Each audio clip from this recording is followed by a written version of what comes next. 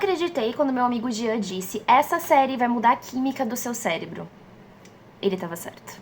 Eu tô falando de Heated Rivalry. Essa série é maravilhosa, ela ainda não chegou no Brasil, vai chegar agora em fevereiro de 2026 pela HBO, e eu vi ela pelo Streamio, mas ela valeu cada tempo do meu final de semana. Na verdade, eu demorei menos de 24 horas pra assistir todos os episódios, e eles são muito bons e te pegam do início ao fim, porque a química do casal é muito boa. Mas vamos começar pelo começo, tá? Sobre o que é a série Heated Rivalry. A série é baseada em um livro da autora Rachel Reid, que o nome em português, que vai vir agora inclusive nas bancas em fevereiro de 2026, é Rivalidade Ardente.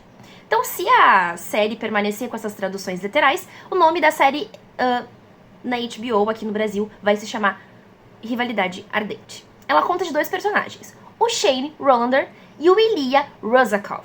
Eles são jogadores de hóquei do Canadá e dos Estados Unidos. O Ilya Rozakov é russo e joga pro Boston Raiders. E o Shane Rolander joga pelo Montreal Metros no Canadá. Eles se conhecem porque ambos são jogadores muito famosos e disputam todos os anos o melhor jogador, que nem tem o melhor jogador do ano, bola de ouro, enfim, da FIFA, tem pro hockey também. E eles estão sempre competindo um com o outro pra ver quem vai ganhar, porque os times deles são muito bons. E ao longo das temporadas eles também se enfrentam muito um time contra o outro. A série conta então dessa rivalidade, né? Que aí vem então o nome Rivalry, que é a rivalidade entre eles. E ardente porque, pasmem, eles acabam desenvolvendo um romance. Que primeiramente não é um romance. É mais, né, uma pegação, digamos assim, uma coisa bem mais carnal de início para depois desenvolver para um romance. E então todos esses anos em que eles estão, né, competindo, seja nas Olimpíadas de Inverno, seja nos campeonatos, nas temporadas dos campeonatos, eles estão sempre se vendo. Toda vez que eles se veem, de alguma forma, eles veem de algum jeito de se encontrar para poder então ficarem. Só que isso se prolonga por muitos e muitos anos, e os personagens no final acabam ficando juntos. A série aborda muitas questões para além da relação dos dois personagens. Como nessa época, né, tanto nos anos, o início ali, um pouquinho antes dos anos 2010 e o início dos anos 2010, falar sobre homossexualidade, falar que você é gay ou lésbica ainda era um tabu. E quando você é famoso e falar sobre isso pode prejudicar questão de patrocinador e tudo mais. Tanto o Ilya Rozakov quanto o Shane Rolander ganhavam muito dinheiro. Eles eram muito ricos. Dá pra ver pelos apartamentos, os personagens, os hotéis que eles ficam, enfim. Eles tinham um padrão de vida muito alto. E se eles abrissem mão disso, falando, né, da sua orientação sexual, obviamente que isso naquela época prejudicaria, porque a gente lembra que nessa época ainda era muito tabu falar sobre isso, diferente de hoje, em que as pessoas são muito mais livres pra falar o que são e do que gostam, mesmo que isso não seja da conta de ninguém. Enfim, essa série então, para além de abordar sobre a questão do romance entre esses dois personagens, que é o Rozakov e o Rolander, eles também falam sobre a questão, né, de sair do armário, de se assumir como homossexual, como gay nesse caso, e também fala sobre algumas questões de família e de criação e de famílias estruturadas e desestruturadas, enfim. Os dois personagens fazem muito um paralelo, enquanto um tem uma família muito estruturada, que apoia muito ele e que aceita ele da forma como ele é, mesmo depois que ele se assume, outro tem a família muito rígida, perdeu a mãe, o irmão só quer saber do dinheiro dele, o pai tá com Alzheimer, o irmão não quer saber de cuidar, e ele acaba então morando muito longe, voltar pro país dele, que é a Rússia, é muito difícil. Tô falando aqui do Ilya, tá, do Rozakov, e antes do Shane.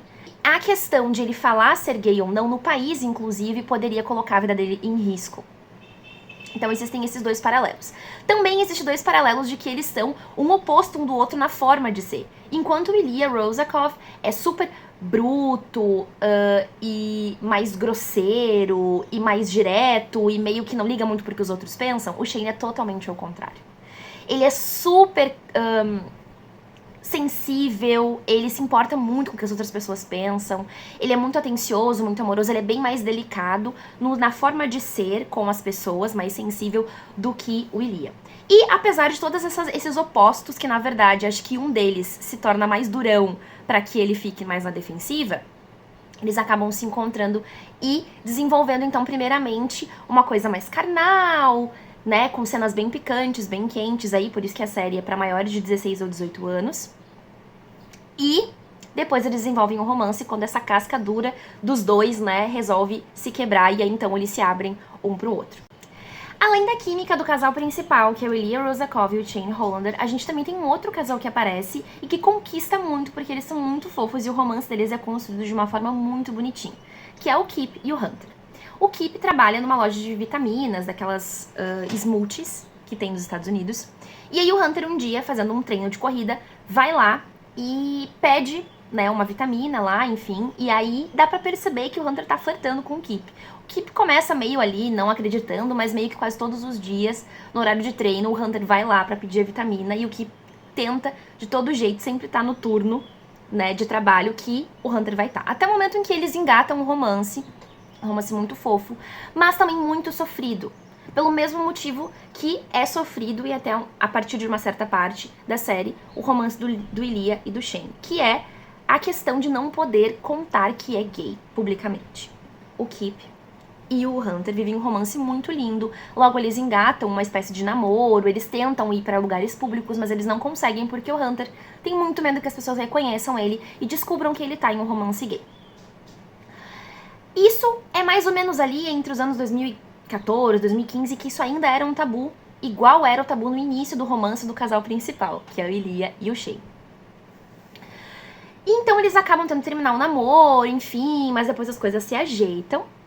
E tem um episódio que é muito lindo, que é quando as coisas realmente acontecem, que é o episódio 5. Então, fica aí pra você a dica de assistir o episódio 5. Esse casal, que é o Kip e o Hunter, eles são de um outro livro, que é o Game Changers, que ainda não tem no Brasil também traduzido. Esperamos que em breve ele venha. Sabemos que Rivalidade Ardente vai vir, principalmente por causa da série. Então vamos torcer pra esse outro também vir. E ele é sobre o romance do Kip e do Hunter. A série dedica um episódio inteiro pra contar da história deles. E a gente fica querendo muito mais saber sobre o romance do início ao fim, né? E a gente tem depois um pouco do como as coisas terminam, mas a série foca muito no Shane e no Ilia. E eu acho que a série acertou muito, porque a química dos casais é incrível, muito boa mesmo, mas eu tenho algumas críticas, que eu tava comentando inclusive com um amigo que viu, que é o Gia que me indicou, que é, acho que a gente sente um pouco de falta de corpos reais nessa série. Por quê? Todo mundo é muito sarado, musculoso, todo mundo é branco. A gente não tem nenhum personagem que seja jogador de hóquei negro ou alguma pessoa de algum casal que seja da cor negra. A gente tem a amiga do Kip, que é uma mulher negra, mas ela também não tem nenhum destaque de romance, enfim, ela se destaca muito como melhor amiga e mais ou menos como conselheira ali do Kip. Mas tanto a mãe do Shane quanto a imprensa no geral usa muito ele por ele ser de descendência asiática, né, da cor amarela, então ele usa muito disso, né, a mãe dele, que é a empresária dele, pra inserir ele nos locais, pra que você tenha mais diversidade. Mas mesmo assim, ele ainda é uma pessoa que não é da cor negra, enfim, parda. E eu acho que a série pecou um pouco em não trazer personagens dessa raça, cor. E é a questão também dos corpos, né, porque todos são muito musculosos, inclusive o Kip, enfim, que é um personagem que não necessariamente precisaria ser musculoso, porque a gente entende que os outros personagens são assim, porque eles são jogadores de hóquei, eles precisam treinar o corpo, enfim. Então faltou um pouco de diversidade nessa questão dos corpos. Mas eu acho que a construção do romance é muito bonita, por mais que a gente tenha ficado com um episódio só do Kip e do Hunter, foi o bastante pra gente se apaixonar pelo casal. E a forma como as coisas vão andando, eu confesso que me perdi um pouco, tá? Na sequência dos anos que as coisas acontecem. Mas o romance que o Ilia e o Shane tiveram, levando em consideração desde a primeira vez que eles ficaram até eles realmente ficarem juntos, foram mais de 8 anos. Contando por cima, assim. Então, Era bastante tempo, e cada vez que eles se encontravam, uma temporada diferente, porque eles acabavam se vendo 1, 2 vezes no ano, por causa da temporada do hockey, por causa das Olimpíadas, enfim. A gente se perde um pouco nos anos, por mais que eles apareçam ali, mas eles ficam muito tempo nisso até eles realmente resolverem dar uma chance. Chance essa que foi motivada pela revelação do Hunter de que ele é gay e que ele tinha um namorado. Foi aí então que eles se sentiram motivados pra realmente então engatarem um romance, mesmo que ainda não de forma assumida pra todo mundo, mas que eles pudessem passar ali 2 semanas juntos, enfim. Eu acho que você deve assistir essa série porque tem romance, tem fofoca, tem história e tem personagens muito legais que dá vontade de conhecer mais sobre eles e dá vontade de torcer por eles. Enfim, eu acho que Heated Rivalry acertou muito nos seus atores pra fazer essa história super diferente, mas também um pouco clássica de romance, né? Que é 2 pessoas que são rivais e acabam se apaixonando.